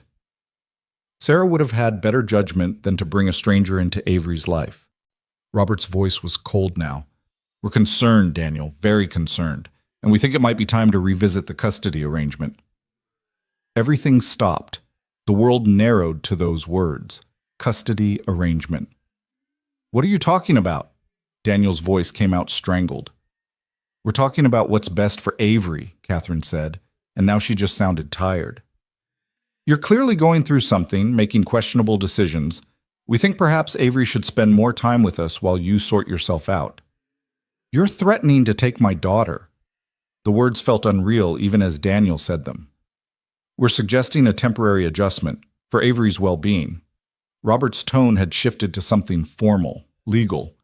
We've already spoken to an attorney just to understand our options. The phone nearly slipped from Daniel's hand. You can't be serious. We're very serious. Our granddaughter shouldn't be exposed to your midlife crisis or whatever this is. She deserves stability. She has stability. She has me. She has her home, her school, her friends. And now she has this Lena person and her child, a woman you barely know. Catherine's voice broke again. Please, Daniel, please think about what you're doing. Think about Sarah. Think about what she would want. Sarah would want me to be happy, Daniel said, the words coming out fierce and certain. She would want Avery to see me living, not just surviving. She would want me to help people who need it. That's who she was. Don't tell us who our daughter was. Robert's voice was dangerous now. We knew her for 28 years. You had her for 6. The line went dead. Daniel stood in his kitchen, phone still pressed to his ear, feeling like the floor had disappeared beneath him. They'd threatened to take Avery. His in-laws, who he'd trusted, who he'd loved, had just threatened to take his daughter because he'd helped someone. Because he'd maybe started to care about someone. His hands were shaking when he set the phone down. Through the doorway, he could see Avery's backpack hanging on its hook, her shoes kicked off by the door, all the small evidences of the life they'd built together. The idea of that being disrupted, of losing her even temporarily. He couldn't breathe. Daniel made it to the back porch before the panic attack hit fully, his chest tight and vision swimming. He gripped the railing and forced himself to count breaths the way the grief counselor had taught him 3 years ago. In for 4, hold for 4, out for 4. Slowly the world came back into focus. He needed to talk to Lena. Needed to... what? Warn her? Apologize? He didn't even know. But this affected her too, whether she knew it or not. If Sarah's parents were going to make trouble, Lena deserved to know. Daniel pulled out his phone and texted, "Can we talk?" Something came up. The response came almost immediately. "Is everything okay?" "Not really. Can I call you?" His phone rang 10 seconds later. "What happened?" Lena's voice was tight with concern. Daniel told her everything. The conversation with Catherine and Robert, the accusations, the threat about custody. As he talked, he heard Lena's breathing change, heard the moment she understood what this meant. "They think I'm using you," she said when he finished. "They think I'm some kind of gold digger. They don't know you. They're just scared and grieving and looking for someone to blame. They're blaming me for you moving on." Lena's voice went very quiet. "This is my fault. I shouldn't have taken the job, shouldn't have. We shouldn't have gone to the park together. I've made everything complicated." "No," Daniel said it firmly. "This is not your fault. You didn't do anything wrong. I'm the one who offered you the job, who suggested the park. You were just living your life. A life that's now threatening your custody of your daughter." He heard something rustling on her end, movement. "I should quit, distance myself. If I'm not around, they can't use me against you." "Lena, don't. What else am I supposed to do, Daniel? Let you lose Avery because you were kind to me? I can't. I won't be responsible for that." "You're not responsible. They are. They're the ones making threats." But even as he said it, Daniel felt the trap closing. Because Lena was right. The easiest solution, the one that would make all this go away, was for her to leave. To take the job and the friendship and whatever else was developing between them and just disappear. The thought of it made something in his chest crack. "I need to think," Lena said. "I need to... I'm going to go. I'm sorry, Daniel. I'm so sorry." "Wait." But she'd already hung up. Daniel tried calling back 3 times. Every call went to voicemail. He texted, "Please don't do anything rash, let's talk about this," but got no response.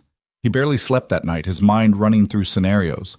Lawyers and custody battles, and Avery being torn between families. Lena disappearing from their lives, taking Leo with her, leaving a gap that Daniel hadn't even known existed 2 weeks ago. Monday morning, Lena didn't show up at 8:30. By 9, Daniel was pacing. By 9:30, he was calling her phone again.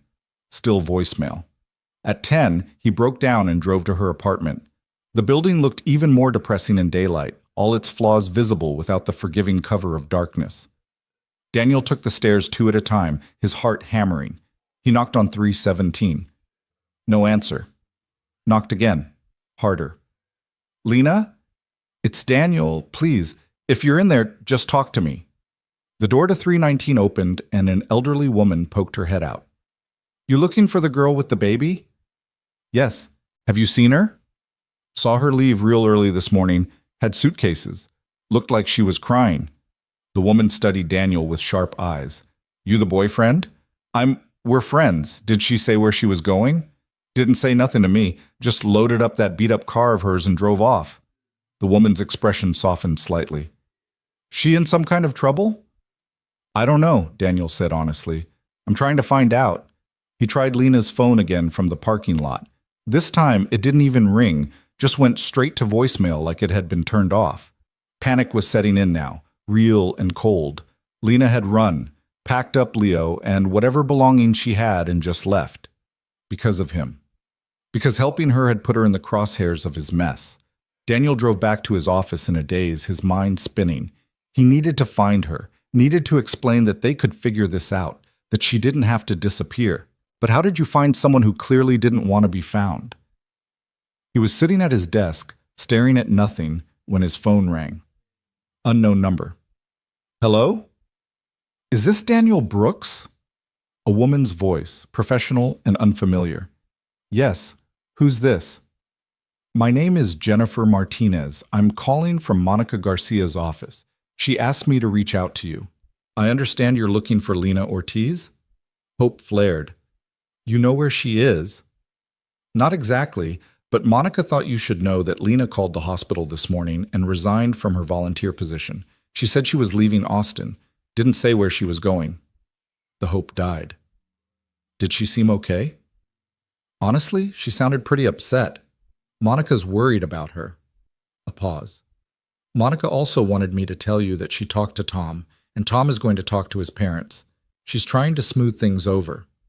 Tell her thank you, but I don't think that's going to fix this. After hanging up, Daniel sat in the silence of his garage office. The filing system Lena had created sat neat and organized on his desk. The playmat where Leo had napped was still on the floor, a forgotten toy truck beside it. She'd been here less than 2 weeks and somehow made herself essential. And now she was gone. Daniel picked up the toy truck, turning it over in his hands. He thought about Leo's face when he demonstrated how fast it could go, about the pure joy in that destruction, about Lena's laugh when she'd called her son a specific kind of weirdo. He thought about the park, about Avery holding Lena's hand, about the way it had felt like family, and he thought about Catherine's words, "You're replacing Sarah," and wondered if maybe that had been the problem all along. Not that he was moving on, but that he'd been trying so hard not to that he'd forgotten how to actually live. His phone buzzed. A text from an unknown number. I'm sorry. You and Avery deserve better than the mess I bring. Thank you for everything. Take care of yourself. L. Daniel stared at the message, reading it over and over. The finality in those words. The goodbye. He typed back immediately. Where are you? Please just talk to me. We can figure this out. The message showed as delivered but not read. Minutes passed. Then an hour. Nothing. She was really gone. Daniel closed his office early and went to pick up Avery from school. She climbed into the truck chattering about art class, about the painting she'd made of a purple dragon, about how her friend Emma had shared cookies at lunch. Is Lena coming over today? She asked as they drove home. I wanted to show her my dragon. Daniel's hands tightened on the steering wheel. Not today, sweetie. Tomorrow? I don't know. Something in his voice made Avery go quiet. She studied him with those two observant eyes. Did something happen? Is Lena okay? She had to go away for a while. Why? How did you explain this to a 7-year-old? How did you say that sometimes good people got hurt because of circumstances beyond anyone's control, that kindness could have consequences, that the world was complicated and unfair? Sometimes grown-ups have things they need to figure out, Daniel said carefully. Lena has some stuff going on and she needed some space. Is it because of us? Because we met her at the park? The question was too perceptive, too close to the truth. Why would you think that? Grandma Catherine called yesterday when you were outside. She talked to me. Avery was staring at her hands now, picking at a loose thread on her backpack. She asked if I liked Lena, if I thought Lena was trying to be my new mom. Daniel's vision went red around the edges. What did you tell her? I said Lena was nice and Leo was fun to play with. I said she wasn't trying to be my mom. She was just your friend. Avery's voice got smaller. Did I say something wrong? No, baby. You said exactly the right thing. Daniel pulled into their driveway and turned to face his daughter. Grandma Catherine is sad because she misses your mom. Sometimes when people are sad, they say things that don't come out right. Are you sad too? Yeah, I am. Avery unbuckled her seatbelt and climbed into the front seat, wrapping her small arms around Daniel's neck. It's okay to be sad.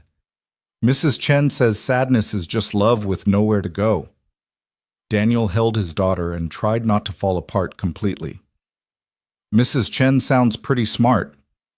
That night, after Avery was asleep, Daniel sat on his back porch and thought about what came next. He could fight his in-laws if they really tried for custody, could probably win given that he was Avery's father and had been her primary caregiver for 3 years. But the fight itself would damage things, would hurt everyone involved. Or he could try to smooth things over, reassure Catherine and Robert that nothing was changing, that he wasn't replacing Sarah. Could promise to keep his distance from Lena, to focus solely on Avery and work. Could go back to surviving instead of living. The thought made him sick. Daniel pulled out his phone and opened his messages with Lena. The last one still showed as delivered but unread. He typed anyway. I don't know if you're reading these, but I need you to know something. Meeting you wasn't a mistake. Helping you wasn't a mistake. The past 2 weeks haven't been a mistake. You didn't make my life complicated. You made it better. You made it feel like there was more to existence than just getting through the day. He paused, then kept typing. My in-laws are wrong about you. They're scared and hurting, and they lashed out. But that doesn't make what they said true. You're not using me. You're not a burden. You're someone who's been dealt a terrible hand and is fighting like hell to build something good anyway. That's not weakness. That's strength. Another pause. His thumbs hovered over the screen. I miss you. Avery misses you. And I know you're trying to protect us by leaving, but running doesn't solve anything. It just means we're all alone in our separate corners instead of figuring this out together. He hit send before he could overthink it. The message showed as delivered. Minutes passed, then hours. Daniel fell asleep on the couch, waiting for a response that never came. Tuesday morning brought a text from Monica. Tom talked to his parents. They're willing to back off the custody thing if you promise to be more careful about who you introduce to Avery. I told them they were being ridiculous, but it's the best I could do. Daniel stared at the message. Be more careful. Code for stay away from Lena. His phone rang. Robert Mitchell. Daniel. The older man's voice was stiff. Catherine and I have been talking. We may have overreacted Sunday night. May have? We're worried about Avery. You understand that. I do, but threatening to take her wasn't the answer. No, it wasn't. Robert sighed, and suddenly he sounded every one of his 68 years. We miss Sarah, every day, and watching you move forward feels like losing her all over again. I'm not trying to erase her. I know that. Intellectually, I know that, but the heart doesn't always listen to the head. A long pause. If you want to see this Lena person, that's your business. We shouldn't have interfered. But please, be careful with Avery. She's already lost one parent. She can't handle losing another. I would never hurt Avery. I know, I'm sorry we suggested otherwise. Robert cleared his throat. Catherine wants to talk to you. Can we come by this weekend? Yeah, that's fine. After they hung up, Daniel sat with the phone in his hand. His in-laws were backing down. The crisis was over. He could breathe again. Except Lena was still gone. And without her, the victory felt hollow. Daniel spent the next 3 days trying to work, trying to focus on Avery, trying to pretend that everything was fine. But the garage office felt empty without Lena's presence. The filing system she'd created mocked him every time he looked at it. The invoices piled up because he couldn't bring himself to touch the organizational structure she'd built. Friday evening, he was sitting in his truck outside Avery's school, waiting for her drama club to finish, when his phone rang. Unknown number. He almost didn't answer, but something made him pick up. Daniel, it's Lena. His heart stopped. Where are you? Are you okay? Is Leo? We're fine. We're in Corpus Christi with my mom. Her voice sounded small and far away. I'm sorry I ran. I panicked. The idea of you losing Avery because of me, that's not going to happen. My in-laws backed off. It's fine. Is it? Lena was quiet for a moment. Because from what Monica told me, they're only backing off if you stay away from me. Daniel closed his eyes. Of course Monica had tracked Lena down. Of course she'd told her everything. They said to be careful who I introduced to Avery. They didn't specifically say stay away from you. Daniel. Okay, yes, That's what they meant, but I don't care what they meant. They don't get to dictate my life.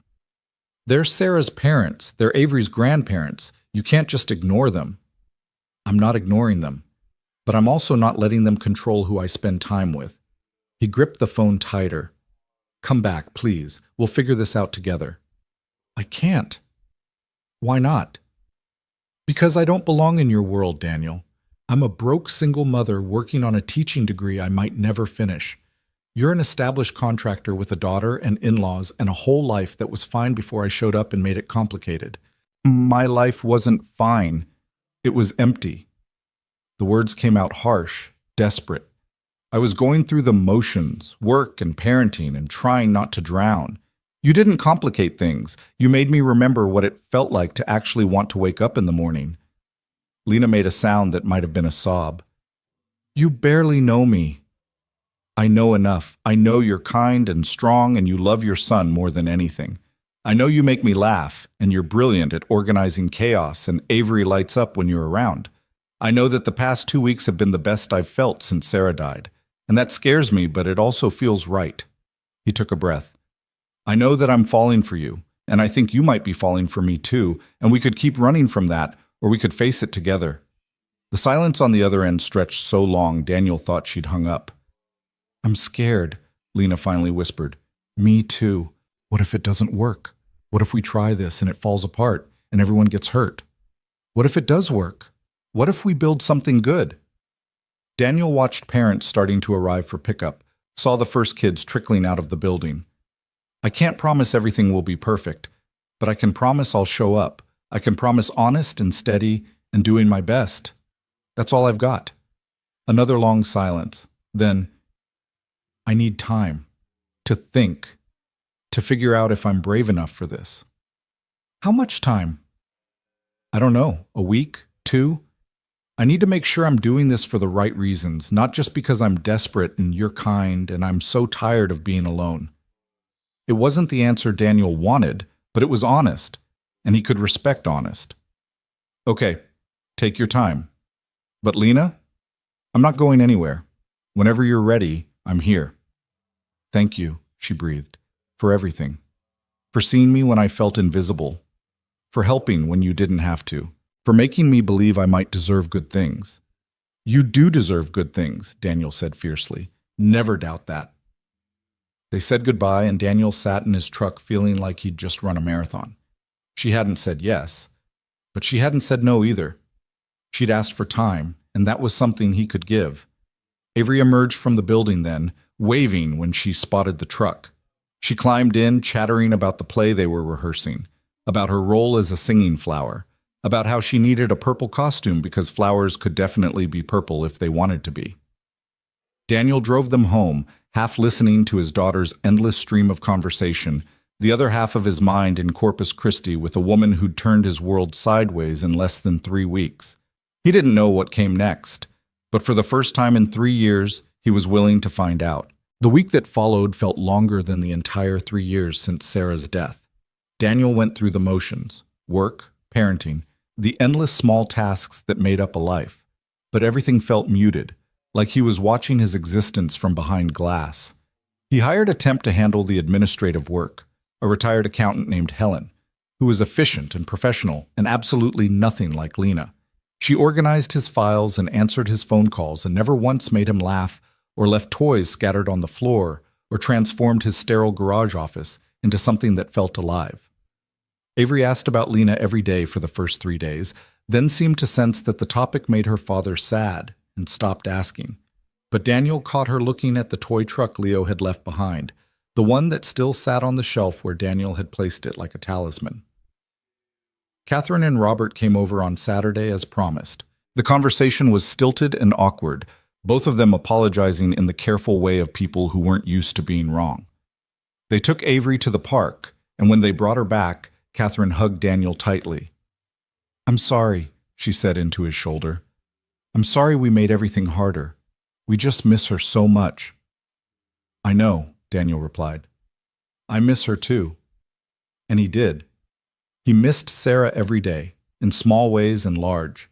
Missed her laugh and her terrible singing and the way she'd always known exactly what to say when he was spiraling. But he'd learned that missing someone and being paralyzed by their absence were different things. That love didn't have to end when life did. He just wished he could make Catherine and Robert understand that moving forward wasn't the same as leaving Sarah behind. Monday came and went with no word from Lena. Tuesday brought a brief text. Still thinking. Hope you and Avery are okay. Daniel responded, We're managing. Take all the time you need. But privately, he was starting to worry that time wasn't going to change anything. That Lena would stay in Corpus Christi with her mother, would find a job there, would build a new life that didn't include him. And he'd go back to his previous existence, safe and stable and crushingly lonely. Wednesday afternoon, Daniel was finishing up a deck repair in Westlake when his phone rang. Monica. Have you heard from her? She asked without preamble. One text, nothing substantial. Daniel wiped sweat from his forehead, squinting in the afternoon sun. Why? Have you? She called me this morning, wanted to know if the volunteer position at the hospital was still available if she came back. Daniel's heart jumped. What did you tell her? That of course it was. And then I asked her what was really going on. Monica paused. She's scared, Daniel, terrified. She told me she's never had anything good that didn't get taken away eventually. Her father left when she was 6. Her mother struggled with addiction. She bounced through foster care. Leo's father abandoned them. The job at the Sterling Oak fell apart. Every time she starts to build something, it crumbles. So she's waiting for this to crumble too, Daniel said quietly. Exactly. She thinks it's inevitable, that she doesn't get happy endings because people like her don't get those. Monica's voice softened. I tried to tell her that wasn't true, that she deserved good things. But I don't think she believed me. Daniel thought about Lena's face that first night, the way she'd looked when he'd offered to buy her dinner, like she was waiting for the catch, the hidden price. The way she'd insisted on paying him back for the rent money, refused charity, held on to her pride like it was the only thing keeping her upright. She'd been abandoned so many times she'd learned to leave first. What do I do? He asked. I don't know. But whatever you do, do it soon, because she's looking at apartments down there. I think she's planning to stay. After they hung up, Daniel stood on the half-finished deck, staring at nothing. He thought about all the things he wanted to say to Lena, all the arguments he could make for why she should come back. But arguments weren't what she needed. She needed proof. She needed someone to show up, not just with words, but with actions. She needed someone to choose her, consistently and without reservation. Daniel pulled out his phone and called Helen. I need to take a few days off, family emergency. Can you reschedule the Martinez job for next week? Of course, Helen said without question. Everything all right? It will be, Daniel said, hoping it was true. His next call was to Monica. Can you watch Avery for a couple days? I need to go to Corpus Christi. About time, Monica said, and he could hear her smiling. Bring her over whenever you're ready. But Daniel picked up Avery from school early, claiming a dentist appointment she didn't have. In the truck, he turned to face his daughter. I need to talk to you about something important, he said. Avery's eyes went wide. Am I in trouble? No, baby. Nothing like that. Daniel took a breath. You know how Lena went away to think about some things? Yeah. Well, I'm thinking about going to see her, to talk to her, to tell her that we want her to come back. He watched his daughter's face carefully. But I need to know how you feel about that, about Lena, about the possibility of her being in our lives more. Avery was quiet for a long moment, her small face serious. Do you love her? The question was so direct it took Daniel's breath away. I think I might. Is that okay? Does she love you? I don't know. Maybe. That's part of what I need to find out. Avery played with the zipper on her backpack, thinking. I miss Mommy, she said finally. Every day. And sometimes I'm scared I'm going to forget what she looked like, or what her voice sounded like, even though we have pictures and videos. Me too, Daniel admitted. But Lena's nice, and Leo's fun, and you smile more when they're around. Avery looked up at him with those impossibly wise eyes. Mrs. Chen says our hearts can hold lots of love at the same time. We don't have to throw away love for Mommy to make room for love for someone else. Daniel's throat tightened. Mrs. Chen is a very smart lady. So if you love Lena, that's okay. It doesn't mean you don't love Mommy anymore. Avery reached over and took his hand. And if Lena comes back, I'd be happy. Because you'd be happy. And maybe Leo could teach me more Spanish words. He knows truck in Spanish. Daniel pulled his daughter into a hug, pressing his face into her hair. When did you get so wise? I've always been wise, Avery said matter-of-factly. You're just slow at noticing. They drove to Monica's house, where Avery packed a bag for a few days with the kind of dramatic flair only a 7-year-old could muster. Monica pulled Daniel aside while Avery was choosing which stuffed animals were essential for her stay. You're doing the right thing, she said. Am I? Or am I just being selfish, pushing for something she's clearly not ready for? You're showing up. That's what people who've been abandoned need to see.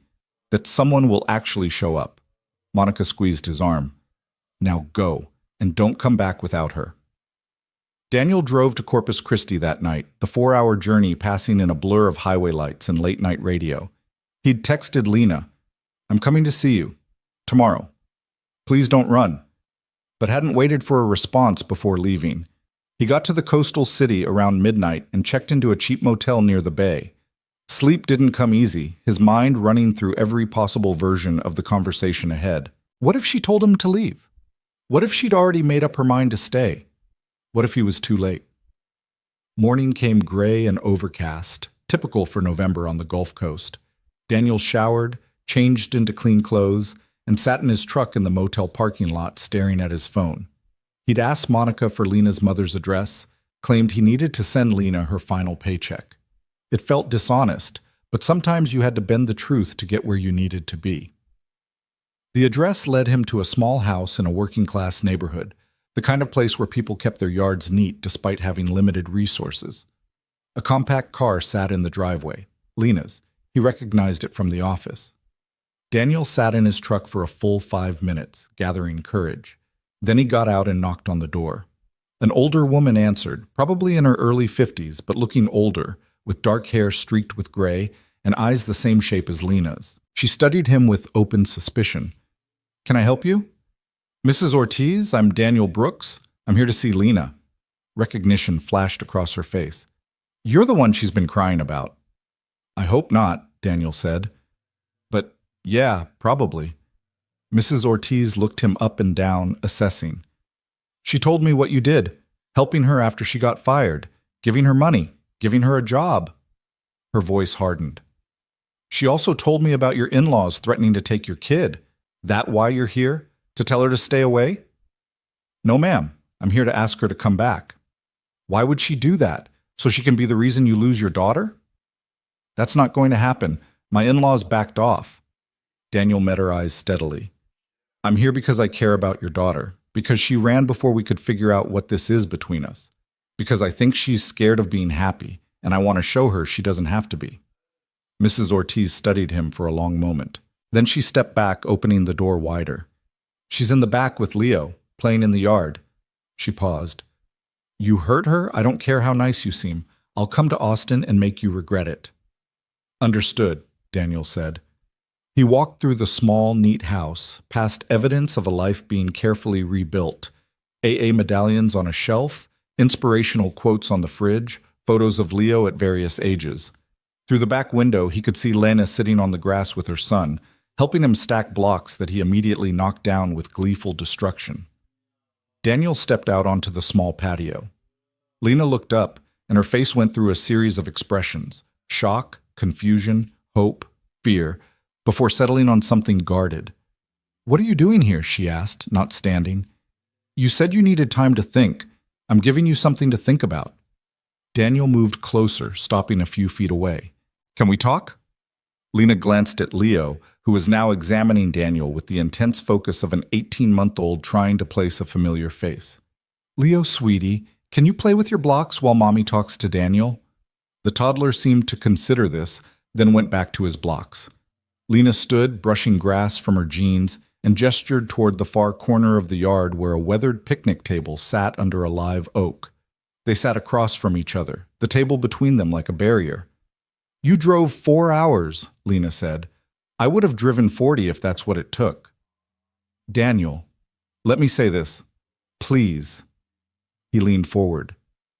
You ran because you're scared. Because every time you've built something good, it's been taken away. Because you think this is going to fall apart like everything else. And I get that. I understand being terrified of losing something you care about. Lena's hands were clasped tightly on the table, knuckles white. But here's the thing, Daniel continued. You left, and it didn't make anything better. I'm still here, still feeling the same way. Avery still asks about you. Your absence didn't solve the problem. It just meant we were all miserable in different cities. Your in-laws are dealing with their own grief in unhealthy ways, but that's not your responsibility to fix. That's mine. He reached across the table, not quite touching her hands, but close. They backed off the custody threat. Catherine apologized. Are things perfect? No. Will there be awkward dinners and complicated conversations? Absolutely. But that's life. That's what happens when you care about people. It gets messy and complicated and sometimes painful.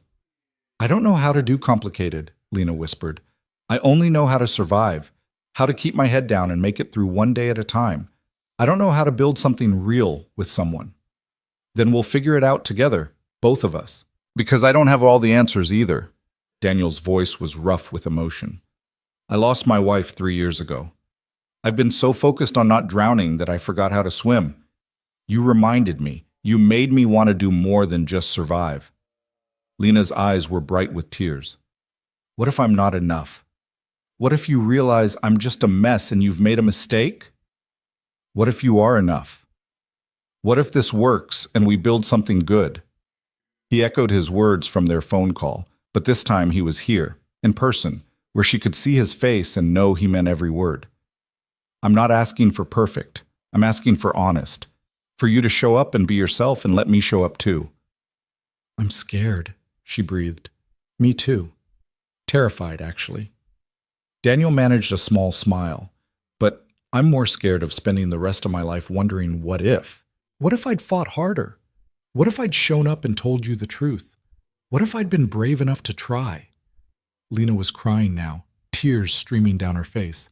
I don't know how to do this. How to let someone in. How to trust that you won't leave. Start small. Come back to Austin. Take your job back. Let's just spend time together. No pressure, no expectations. Let's see what happens when we stop running from this. He finally let his hand cover hers. I'm not going to leave, Lena. I'm not Leo's father or your foster families or anyone else who walked away. I'm here. I drove 4 hours to tell you that, and I'll keep showing up every day until you believe it. She turned her hand over, lacing her fingers through his. What about Avery? What did she say? She said her heart has room for lots of love. That loving you doesn't mean we love her mom any less. Daniel's voice cracked. She said she'd be happy if you came back. Because I'd be happy. Lena made a sound between a laugh and a sob. She's a really special kid. She is. And she misses Leo. Apparently he was teaching her Spanish. He knows 3 words in Spanish. Truck, more, and mama. Well, she was very impressed. Daniel squeezed her hand. Come back, please. Not because you owe me anything, not because you need the job, but because you want to, because this thing between us deserves a chance. Lena looked across the yard to where Leo was still playing, then back at Daniel. I have a semester left of school. I registered for spring classes down here.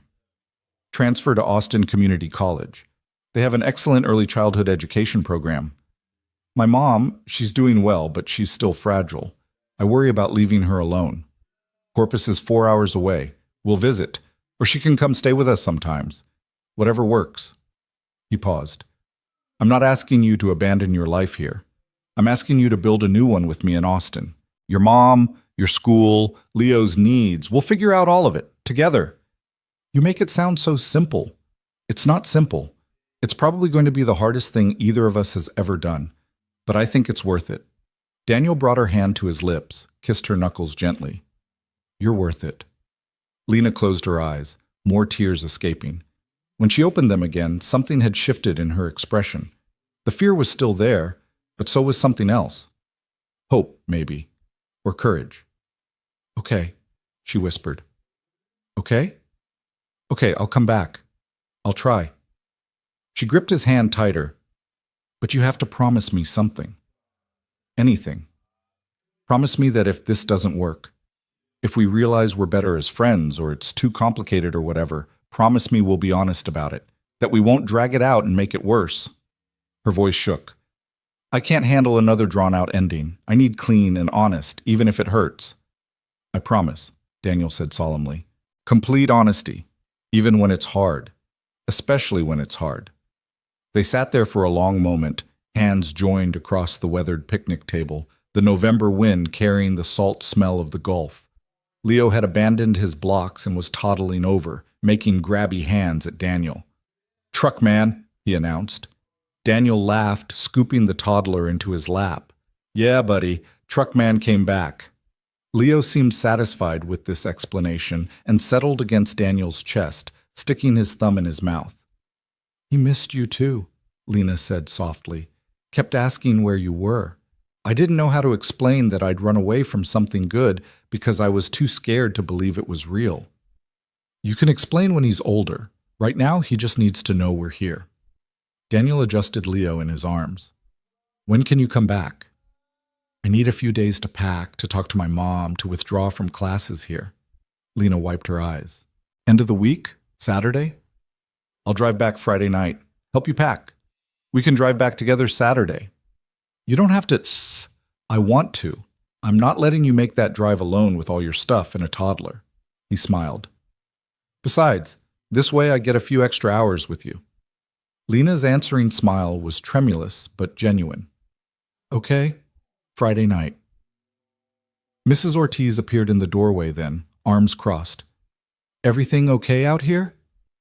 Yeah, Mama. Lena stood, went to her mother. I'm going back to Austin, with Daniel. Her mother's expression was complicated, worry and hope and residual suspicion all mixed together. You sure about this, mija? No, but I'm going to try anyway. Lena hugged her mother tightly. You taught me that scared and brave aren't opposites, that sometimes the bravest thing is doing something even when you're terrified. Mrs. Ortiz looked at Daniel over her daughter's shoulder, her expression fierce. You take care of them. Both of them. Or you answer to me. Yes, ma'am, Daniel said, meaning it absolutely. He stayed for lunch, a simple meal of sandwiches and fruit that felt momentous, because he was sitting at a table with Lena and her mother and Leo, being integrated into the small family unit they'd created. Mrs. Ortiz grilled him with questions about his business, about Avery, about his intentions, and Daniel answered honestly, holding nothing back. By the time he left that afternoon, Mrs. Ortiz had softened slightly, though she still watched him with the protective wariness of a mother who'd seen her daughter hurt too many times. Daniel drove back to Austin with his heart lighter than it had been in days. He called Monica from the road. She's coming back, he said when she answered. I knew it, Monica was practically shouting. I knew you could convince her. When? Saturday. I'm going back Friday to help her pack. He paused. Monica? Thank you. For everything. For setting up the date, for tracking her down, for believing this could work. That's what family does, Monica said simply. We show up. Now get home and tell Avery the good news. Avery's reaction was exactly what Daniel expected. She shrieked with joy, jumped on the couch despite house rules, and immediately started planning what she wanted to show Leo when he came back. She insisted on making a welcome home banner that was more glitter than paper. The rest of the week crawled by. Daniel worked through his jobs with renewed energy, getting everything finished or delegated so he could take the weekend off guilt-free. He cleaned the house, bought groceries, and tried not to think too hard about what came next. Friday evening, he drove back to Corpus Christi, arriving at Mrs. Ortiz's house just as the sun was setting. Lena met him at the door, and the hug she pulled him into was tight and desperate and full of unspoken promises. They spent the evening packing her sparse belongings, clothes that fit in 3 suitcases, Leo's toys and books, a few kitchen items, photographs. Everything she owned in the world fit in the back of her car and Daniel's truck. Travel light, Lena said when she saw Daniel's expression.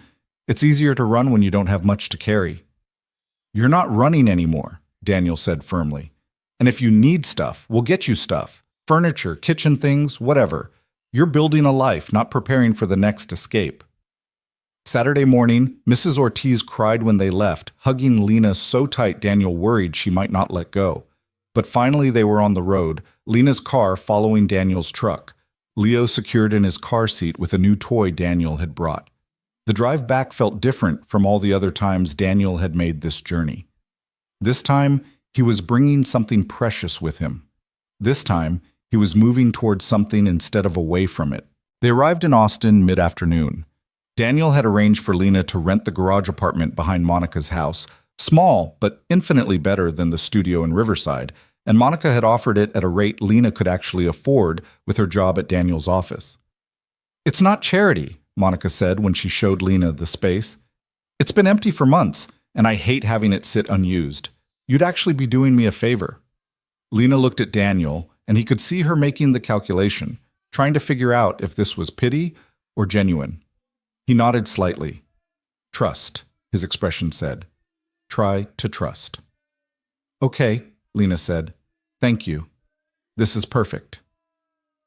They spent the rest of the afternoon moving her in, Monica and Tom helping haul boxes while Avery entertained Leo.